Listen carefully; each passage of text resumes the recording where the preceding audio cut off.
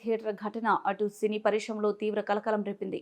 ముఖ్యంగా అల్లు అర్జున్, సుకుమార్ కాంబినేషన్లో వచ్చిన పుష్ప 2 సినిమాకు సంబంధించి డిసెంబర్ 4వ తేదీన బెనిఫిట్ షో వేశారు. హైదరాబాద్ ఆర్టీసీ క్రాస్ రోడ్లో ఉన్న సంధ్య థియేటర్కి అల్లు అర్జున్ ఫ్యామిలీతో సహా రావడంతో అక్కడ తొక్కిసలాటలో జరిగింది. ఈ తొక్కిసలాటలో రేవతి మరణించగా ఆమె కొడుకు శ్రీతేజ ప్రస్తుతం హాస్పిటల్లో చికిత్స తీసుకుంటున్నారు.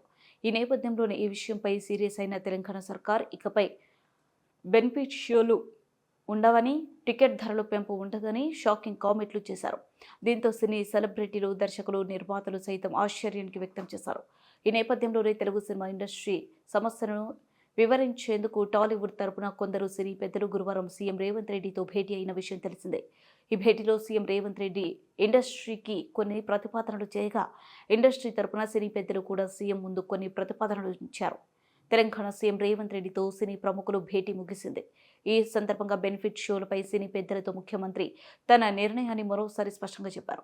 ఇకపై బెనిఫిట్ షోలకు అనుమతి ఇవ్వబోమని తెలిపారు. అసెంబ్లీలో చెప్పిన మాటకు కట్టుబడి ఉన్నామన్నారు.